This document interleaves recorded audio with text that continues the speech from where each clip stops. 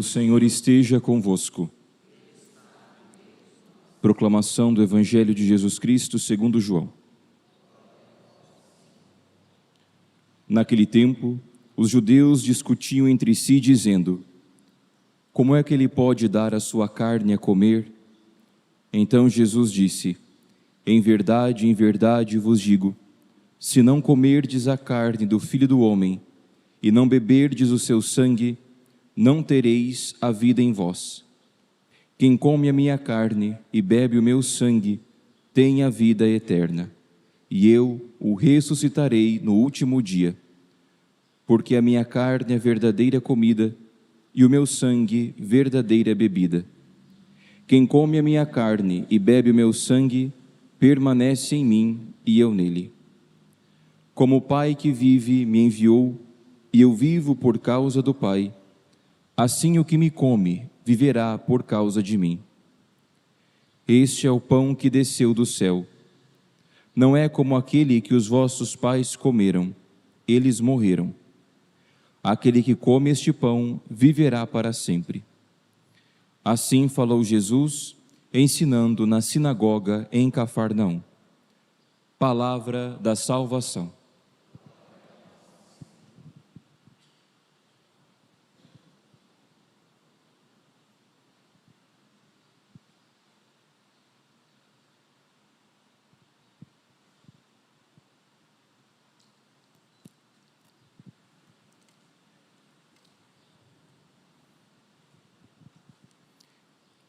Caríssimos padres Anderson e Lucas, caríssimos irmãos, meus santos, nós continuamos refletindo a respeito deste rico capítulo 6 de São João, em que Jesus vai deixando cada vez mais clara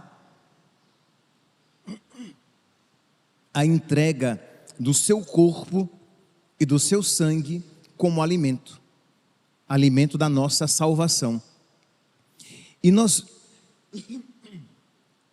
ouvimos no Evangelho de ontem, Jesus terminando com essa afirmação claríssima, com essa afirmação de uma clareza meridiana, que não resta dúvida e que a igreja sempre assim compreendeu.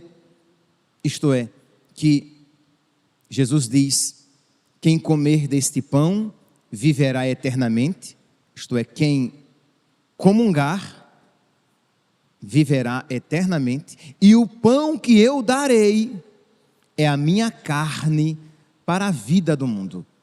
Então a igreja católica, a igreja de Cristo, nunca teve dúvidas a respeito da veracidade destas palavras, e de que na Eucaristia nós recebemos o corpo, sangue, alma e divindade de nosso Senhor. Foi somente, meus santos, a partir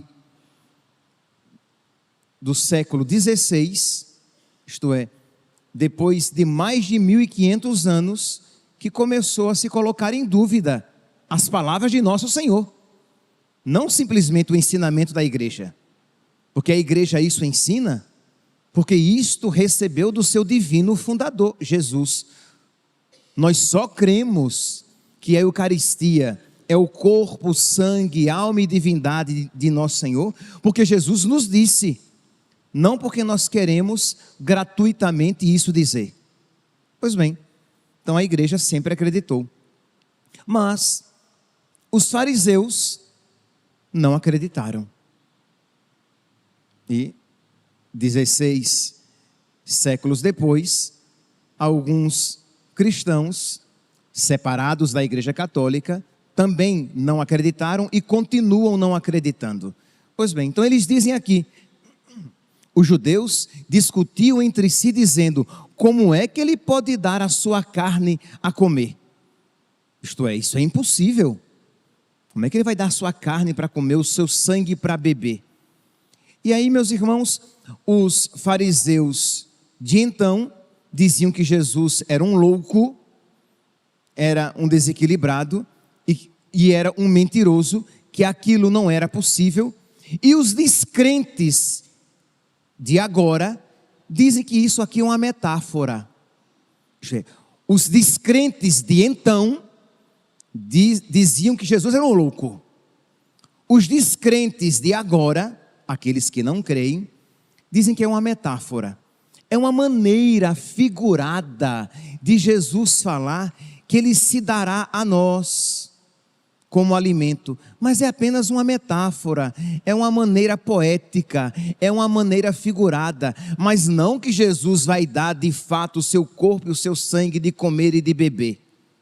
Mas, meus irmãos, se nós formos honestos, nós iremos perceber com clareza que Jesus está falando verdadeiramente que Ele dará o seu corpo para comer e o seu sangue para beber. Ele não está usando aqui de linguagem figurada. Vejam aqui que os fariseus se espantam e dizem: como é que Ele pode dar a sua carne a comer? Então Jesus percebeu que eles ficaram espantados, que eles não conseguiam compreender. E o que é que Jesus faz? Jesus reforça aquilo que dissera. Jesus vai dizer, versículo 53. Então Jesus disse: em verdade vos digo. Vem coisa grande, vem coisa importante. Quando algo que Jesus vai dizer é precedido por em verdade, abram bem os ouvidos e o coração, a alma, a inteligência, porque algo de importante será dito. Em verdade vos digo, se não comerdes a carne do Filho do Homem e não beberdes o seu sangue, não tereis a vida em vós.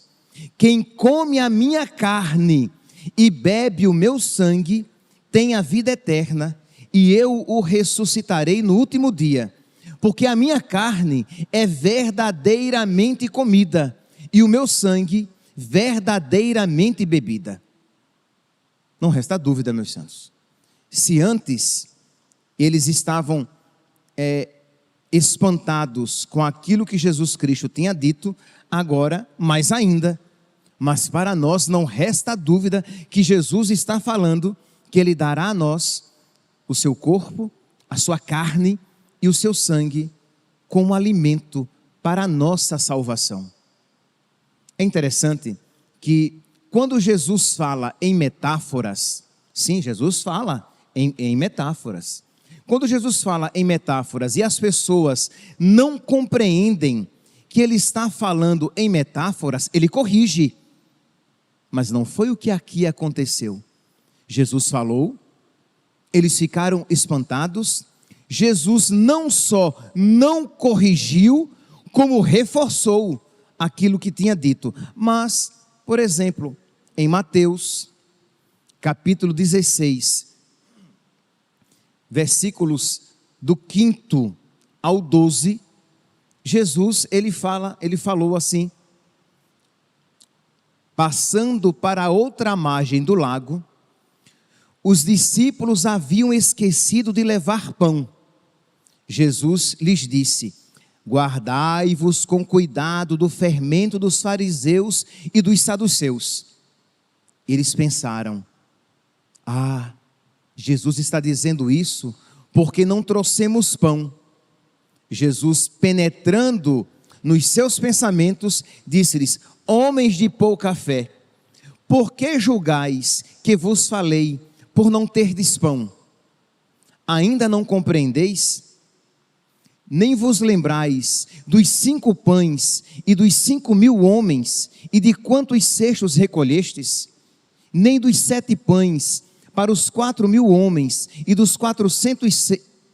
de quantos cestos enchestes? Por que não compreendeis que não é do pão que eu vos falava, quando vos disse: guardai-vos do fermento dos fariseus e dos saduceus? Então, eles entenderam que Jesus lhes falava não do fermento do pão, mas da doutrina dos fariseus e dos saduceus.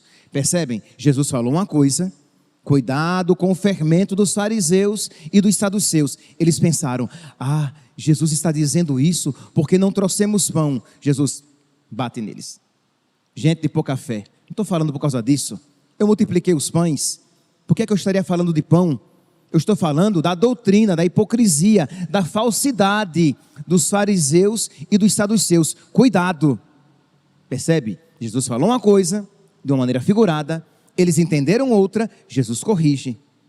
Uma outra passagem muito conhecida, esta, Mateus, capítulo 16, versículos do 5º ao 12. Uma outra passagem é aquela lá de Lázaro. Os amigos vêm a Jesus e dizem, João, capítulo 11, e dizem: Lázaro, teu amigo, está muito doente. E diz que Jesus espera 2 dias para ir. Quando Lázaro morre, Jesus diz: Lázaro, nosso amigo, dorme, eu vou lá despertá-lo. Jesus usou aqui uma metáfora, chamando a morte de sono, porque para ele a morte é como um sono. Levantar alguém da morte é como alguém que levanta alguém do sono. Então Jesus disse: Lázaro dormiu e eu vou lá acordá-lo. Os apóstolos não compreendem. Diz: Senhor, se ele dorme, ele vai acordar. E Jesus disse: Lázaro morreu. Então Jesus, ele tira aquela dúvida, ele resolve aquela má compreensão. Ele usou um termo metafórico, um termo figurado. Os apóstolos não compreenderam, ele corrige. Mas não foi o que aconteceu aqui no discurso a respeito do pão da vida, da Eucaristia, do seu corpo e sangue dado a nós como alimento. Jesus falou, os fariseus se escandalizaram, se espantaram, não compreenderam. Jesus reforça, e nós veremos depois, no Evangelho de amanhã, que ele vai reforçar mais uma vez. Então Jesus reforça, porque o seu corpo, a sua carne é verdadeiramente comida, o seu sangue verdadeiramente bebida. Meus irmãos, com que reverência, piedade e adoração, nós católicos que cremos, nós católicos que temos a graça de crer, devemos nos aproximar da Eucaristia. Não é uma coisa, é uma pessoa viva. Ou melhor falando, não é simplesmente uma pessoa viva, é a nossa vida. É o pão vivo que dá a vida, porque o maná, vai dizer Jesus, os nossos pais comeram e morreram, mas quem comer deste pão viverá eternamente. Então, meus irmãos, nós devemos nos aproximar de Jesus, Eucaristia, com toda a piedade, com toda a reverência, sabendo que quando nós comungamos, nós recebemos o próprio Deus em nós. Nós estamos tão acostumados com estas palavras, com esta ideia, que nós não nos espantamos com isso. Isto é, nós iremos receber Deus, que contém todas as coisas e que não pode ser contido em nada. Ele se apequena para poder estar presente dentro do nosso corpo e da nossa alma. Ele se faz fisicamente presente e nos toca interiormente. Então, meus irmãos, acolhamos com adoração, acolhamos com piedade, acolhamos com reverência, preparemo-nos com todo zelo para recebê-lo. Não recebê-lo de qualquer jeito, recebendo-o em estado de graça, mas não apenas em estado de graça, mas em estado de adoração, de reverência, de piedade, de humildade, né? Sabendo que, Senhor, eu não sou digno de que entreis em minha morada. Por mais que em estado de graça estejamos, e devemos estar, para recebê-lo, sempre estaremos aquém da dignidade exigida para receber Deus em nós. Então, com toda a gratidão, nós entramos na fila da comunhão para saber que vamos receber o maior presente que podemos receber neste mundo, Deus mesmo, corpo, sangue, alma e divindade. Pedir, meus santos, que Deus retire de nós toda a letargia, toda a indiferença, toda possível frieza, mas que nós recebamos com fervor. Quando nós, para aqueles que podem, quando nós nos ajoelharmos diante dele, que aquele nosso ajoelhar-se signifique aquilo que deve ser, adoração. Não apenas uma postura do corpo, não é para facilitar receber a comunhão. Nós nos ajoelhamos diante da Eucaristia, não é para tornar mais fácil de o Padre dar a comunhão a você. Pelo amor de Deus, nós nos ajoelhamos quando possível, porque nós dobramos os nossos joelhos, porque nós queremos primeiramente adorar aquele a quem iremos receber. Então quer dizer, aquele ajoelhar-se é apenas o ápice da adoração, da reverência, da piedade, do zelo,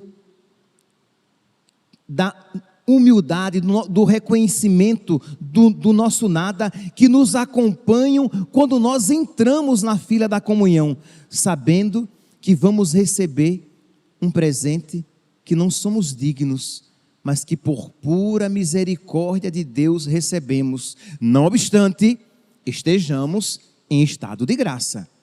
Pelo amor de Deus, nunca, jamais entremos na fila da comunhão acusando-nos de pecado grave, estando em pecado grave.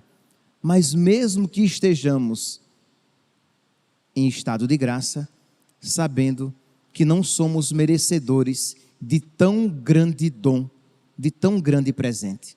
E aí sim, uma vez tendo recebido Jesus, voltamos para o nosso banco e vamos nos entreter com aquele que nos ama, com aquele a quem amamos e queremos amar mais. E vamos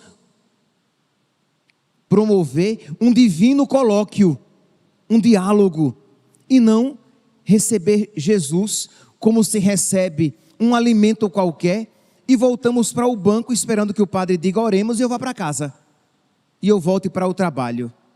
Não, meus irmãos, não recebamos Jesus assim.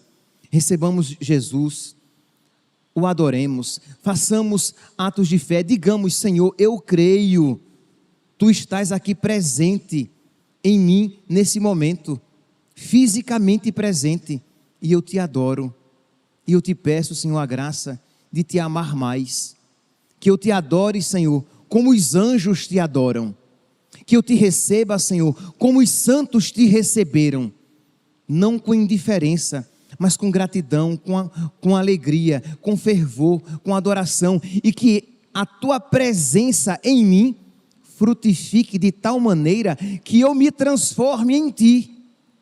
Esta é a finalidade de recebermos a Eucaristia, de nós nos transformarmos naquele que recebemos. Eu já falei aqui a vocês, com o alimento comum se dá o contrário.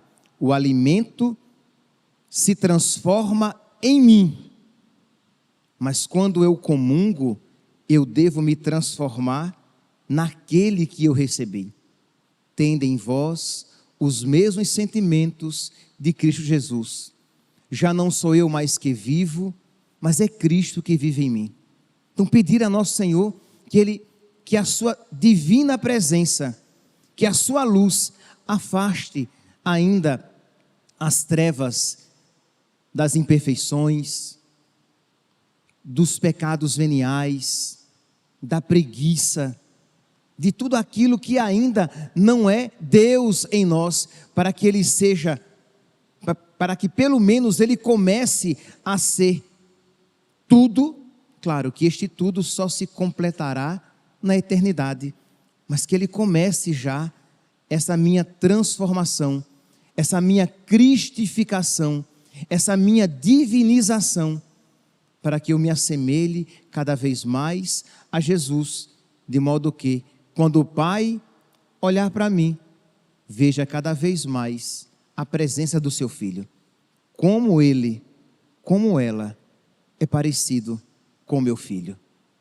É assim, meus irmãos, que esta comunhão frequente, que esta comunhão orante, que esta comunhão de quem tem fé, que está recebendo alguém e não algo, que está recebendo uma pessoa viva e não uma coisa, esta comunhão de fé adoradora, orante, que nos transforma, que nos santifica, que vai nos configurando cada vez mais a Cristo.